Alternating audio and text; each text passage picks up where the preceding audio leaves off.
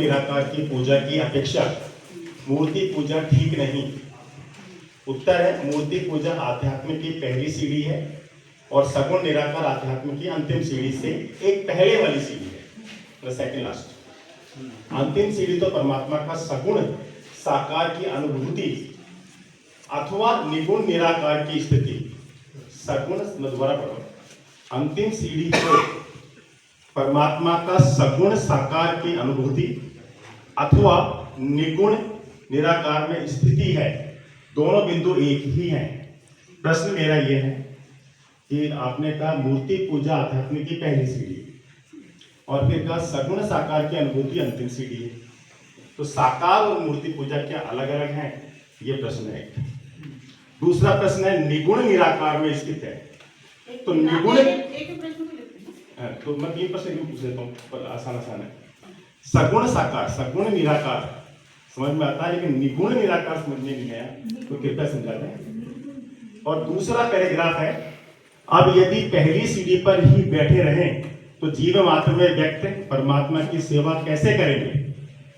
मनुष्य को 100 वर्ष का जीवन तो संपूर्ण सीढ़ियों से होते हुए अंतिम सीढ़ी पर पहुंचने के लिए ही मिला है। तो जो लोग सीधे ही अंतिम सीढ़ी पे पहुंचे हुए हैं, क्या वो हमसे अधिक पहुंचे हुए हैं?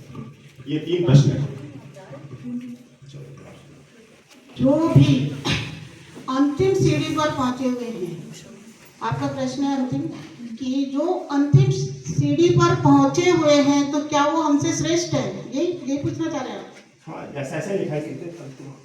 हाँ, तो हमारी जो जैसे हम पढ़ते हैं, जैसे कोई बालक पढ़ना सीखता है, क से शुरू करता है, ए से शुरू करता है और उससे शब्द पर आता है, शब्द से वाक्य पर आता है, वाक्य से जो पुस्तक पढ़ लेता है, ज्ञान प्राप्त, फिर वो ज्ञान पर आता है। पुस्तक भी रह जाती है, आखिर अंत तो गत्वा वो ज्ञान पर आता है। इसी क्रम को समझते हुए जो अंतिम सीढ़ी पर जा पहुंचे हैं, तो वही श्रेष्ठ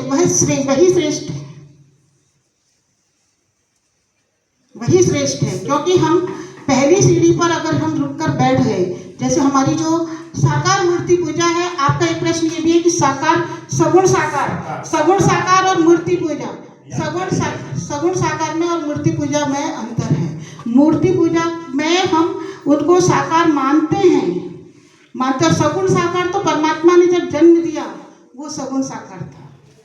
सगुण निराकार लिखा है, निगुण निराकार लिखा है। हाँ, निर्गुण गुण रहित, जहाँ जिस दिव्य चेतन तत्व के बारे में निर्गुण कहा गया है, निराकार कहा है, जो विशुद्ध सिर्फ एक बिंदु स्वरूप है वो है, और जो सगुण साकार है वह एक ही है। हाँ, निर्गुण वर्ड है, तो वो एक ही है। हाँ जी, हो गया। नहीं, उनकी बात को मैं थोड़ा विस्मृत हो गया। वो जो आप कह रही है ना साकार और सगुण, वो सगुण तो तब है जब वो जन्म ले लिया। नहीं, जैसे ट्यूबलाइट जलाने के लिए हम स्विच तक जाएंगे, तो जब हम स्विच पर जाते हैं तो ट्यूबलाइट जलती है ना, ऐसी वो मूर्ति पूजा पर जब हम जाते हैं, जैसे घंटा बजाते हैं तो हम मंदिर में जाते हैं, चारों तरफ से कट जाते हैं और मंदिर में जाते हैं।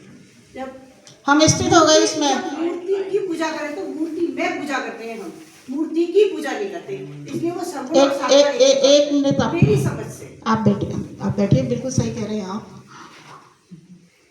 हम जब मूर्ति में हम परमात्मा को स्थित मान करके जब हम उनकी पूजा करते हैं, तो वहाँ हमारी जो सेंसेस हैं और हमारा जो मन बुद्धि है वो वहाँ पर लग जाता है। जब वो वहाँ पर लग जाता है तो हमें उसमें अनुभूति होती है। परंतु सगुण साकार तो भगवान ने जब जन्म लिया है, वही होगा। सगुण का मतलब है तीनों गुणों के रूप में वो अवतरित हुए हैं और साकार देह धारण किया है। ये हमारा यहाँ तक है साकार मूर्ति पूजा में, जो हमारी मानसिक चेतना जो जागृत होती है, वो हमारे उनके प्रति जो आस्था और श्रद्धा जो हमने धारण कर ली, उससे हमारा जो है ना विकास होता है। हमारी मानसिकता प्रबुद्ध होती है। प्रबुद्ध होने के बाद भी अगर आपकी चेतना अगर वहीं पे रुक जाएगी, तो उससे आगे के जो पर्दे हैं, जो कि योग के माध्यम से जाते हैं, योग के माध्यम से जाते हैं। योग में जप आता है, तप आता है, और ओम प्रणव का जो नित्य उच्चारण होता है, जिसको कि भगवान ने कहा मन सा अचले। जब मन अचल हो जाता है, केंद्र बिंदु पर आप लोग अब ध्यान लगाइए। जब ये उन्होंने कहा, जब वहाँ हम जाने लगेंगे, वहाँ जब हमारी जब चेतना होगी, तब हमारे पर्दे ये खुलेंगे। तो फिर वह ईश्वर जब सगुण साकार में हर समय विराजमान है, तो वह कैसा है, वो हमसे आके मिले। जब वो चेतना जागृत हो जाएगी, वो हमसे आके मिले, हम उससे मिले। हमारे नेत्रों से वो जल बहे जो मीराबाई के नेत्रों से बहा था। जब तक वो पीड़ा जागृत नहीं होगी, तब तक वो सगुण साकार की जो मेन जो पॉइंट है, वहाँ की उसकी अनुभूति तक पहुँचना तो मुश्किल। आप ज्ञान और कर्म के बातें कर रही हैं, तो ये द्वैत है। जब अद्वैत होता है तो भक्ति हो जाती है, और भक्ति जब हो जाती है तो शक्ति आती है, पैदा नहीं की जाती। आपकी बात बिल्कुल सही है। एक बात कहूंगी मैं, बिल्कुल आपने कहा। अब आपकी बात का जवाब दे दूं पहले, पॉइंट रह जाएगा।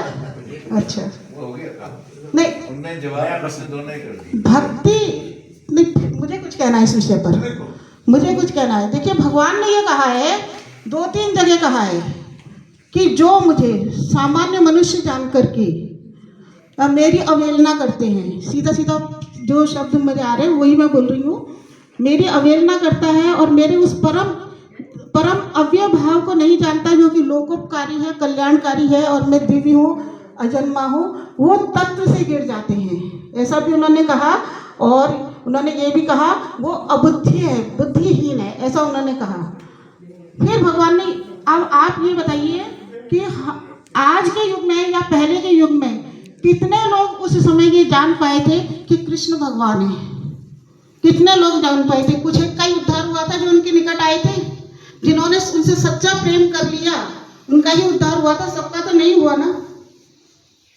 अब यहाँ पर प्रश्न एक आता है, अब यहाँ पर एक जवाब आता है, परंतु जो कर्म में लगे थे उस समय भी, जो श्रेष्ठ कर्मों में लगे थे, जो कर्तव्य के पथ पर जो आरूढ़ थे, और जो कर्म योग में जो लगे थे, उनके पास तो भगवान जैसे राम स्वयं ही जा जाकर दर्शन दिए हैं। स्वयं ही कहें तो भगवान को तो कर्म योगी भक्त तो भगवान को ढूंढता है, और भगवान कर्म योगी को ढूंढते हैं, मेरा ऐसा मानना है। आपकी मान्यता आस्तिक हो सकती है। हाँ जी भाई साहब, आप कुछ नहीं सकते। हाँ जी। मैं कक्षा 7 का विद्यार्थी था, जी। तो हिंदी के अध्यापक ने, गुरु ही कहूँगा, मैं गुरुजन ही कहना चाहिए, उन्होंने सगुण और निर्गुण में एक ही बिंदु को स्पष्ट कर रहा हूँ, जो उन्होंने व्याख्या की थी, जो मुझे प्रिय है। विद्वज्जनों के बीच में मैं बोल सकता हूँ कि नहीं पता नहीं, लेकिन उन्होंने जो बताया और मुझे प्रिय लगा, वो मैं बता रहा हूँ। उन्होंने कहा जब हम ईश्वर का ध्यान करते हैं तो कोई एक आधार चाहिए। तो सगुण प्रारंभिक अवस्था होती है। फिर क्या होता है कि हम नेत्र बंद करके ध्यान करते हैं तो शरीर का कोई अंग दिखाई देता है, मस्तक दिखाई देता है, कभी मात्र नासिका दिखाई देती है, धीरे धीरे पूरा दिखने लगता है। कालांतर में अभ्यास करते करते हर व्यक्ति में ईश्वर दिखाई देने लगता है। तो ये सगुण से निराकार तक पहुंचने की जो सीढ़ियां हैं, ये उन्होंने बताई। बहुत अच्छा। ओ